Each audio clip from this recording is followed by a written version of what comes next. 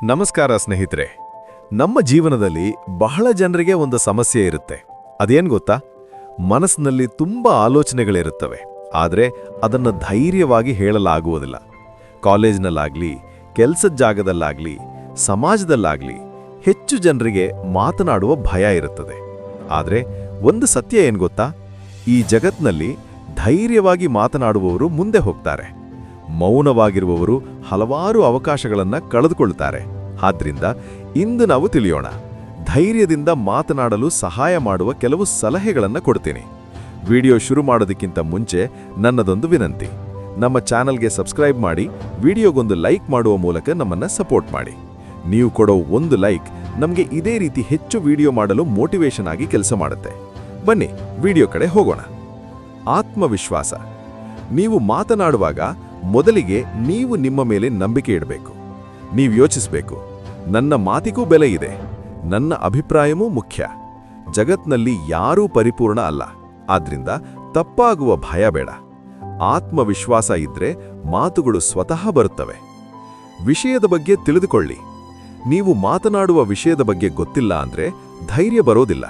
ಆದ್ರಿಂದ ಪುಸ್ತಕ ಓದಿ, ಜ್ಞಾನವಂತವರ ಮಾತು ಕೇಳಿ, ವಿಷಯ ತಿಳಿದುಕೊಳ್ಳಿ. ಜ್ಞಾನ ಇದ್ರೆ ನಿಮ್ಮ ಮಾತುಗಳಲ್ಲಿ ತೂಕ ಬರುತ್ತದೆ.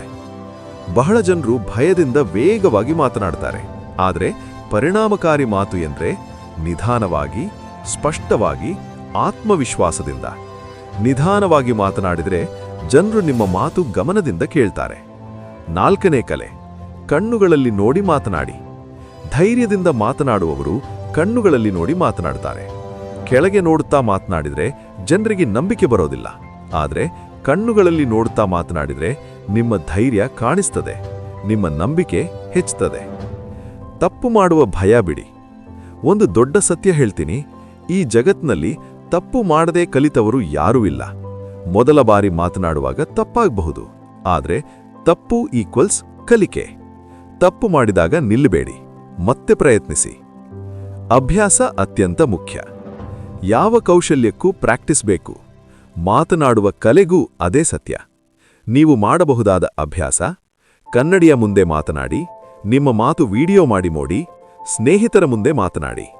ಪ್ರತಿದಿನ 10 ನಿಮಿಷ ಅಭ್ಯಾಸ ಮಾಡಿದರೆ 1 ತಿಂಗಳಲ್ಲಿ ಬದಲಾವಣೆ ಕಾಣಿಸ್ತದೆ. ನಿಮ್ಮದೇ ಶೈಲಿ ನಿರ್ಮಿಸಿ.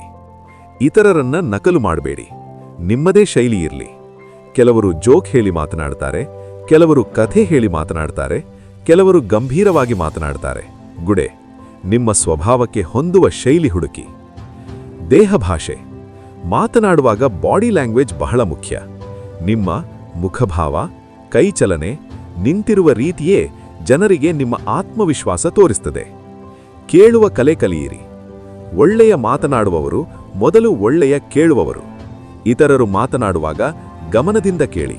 ಅದರಿಂದ ನಿಮ್ಮ ಜ್ಞಾನ ಹೆಚ್ಚುತ್ತದೆ, ನಿಮ್ಮ ಪ್ರತಿಕ್ರಿಯೆ ಉತ್ತಮವಾಗ್ತದೆ. ಸದಾ ಧೈರ್ಯ ಇರಲಿ. ಕೊನೆಯ ಮತ್ತು ಅತ್ಯಂತ ಮುಖ್ಯ ಕಲೆ ಧೈರ್ಯ. ಜೀವನದಲ್ಲಿ ಅವಕಾಶಗಳು ಬರುತ್ತವೆ, ಆದರೆ ಮಾತನಾಡುವ ಧೈರ್ಯ ಇಲ್ಲದಿದ್ರೆ ಅವಕಾಶ ಕೈ ತಪ್ಪುತ್ತದೆ. ಆದ್ರಿಂದ ನೆನಪಿಟ್ಕೊಳ್ಳಿ, ನಿಮ್ಮ ಧ್ವನಿಗೆ ಬೆಲೆ ಇದೆ. ನಿಮ್ಮ ಮಾತು ಜಗತ್ತನ್ನ ಬದಲಾಯಿಸಬಹುದು. ಕೊನೆಯ ಮಾತು. ಸ್ನೇಹಿತರೆ, ಧೈರ್ಯದಿಂದ ಮಾತನಾಡುವುದು ಒಂದು ಜನ್ಮಸಿದ್ಧ ಪ್ರತಿಭೆಯಲ್ಲ, ಅದು ಒಂದು ಅಭ್ಯಾಸದಿಂದ ಬರುವ ಕೌಶಲ್ಯ. ಪ್ರತಿದಿನ ಸ್ವಲ್ಪ ಪ್ರಯತ್ನ ಮಾಡಿದರೆ ನೀವು ಕೂಡ ಆತ್ಮವಿಶ್ವಾಸದಿಂದ ಸ್ಪಷ್ಟವಾಗಿ ಜನರ ಮುಂದೆ ಮಾತನಾಡುವ ವ್ಯಕ್ತಿಯಾಗಬಹುದು. ನೆನಪಿಡಿ, ಮೌನವಾಗಿರುವವರು ಕನಸು ಕಾಣುತ್ತಾರೆ, ಮಾತನಾಡುವವರು ಕನಸುಗಳನ್ನು ಸಾಕಾರ ಮಾಡ್ತಾರೆ.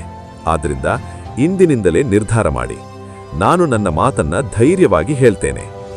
ಈ ವಿಡಿಯೋ ನಿಮಗೆ ಉಪಯೋಗವಾದರೆ ಲೈಕ್ ಮಾಡಿ, ನಿಮ್ಮ ಸ್ನೇಹಿತರೊಂದಿಗೆ ಹಂಚಿಕೊಳ್ಳಿ, ಮತ್ತೆ ನಮ್ಮ ಚಾನೆಲ್ಗೆ ಸಬ್ಸ್ಕ್ರೈಬ್ ಮಾಡೋದನ್ನ ಮರಿಬೇಡಿ. ಮತ್ತೆ ಸಿಗೋಣ ಮುಂದಿನ ವಿಡಿಯೋದಲ್ಲಿ. ಧನ್ಯವಾದಗಳು.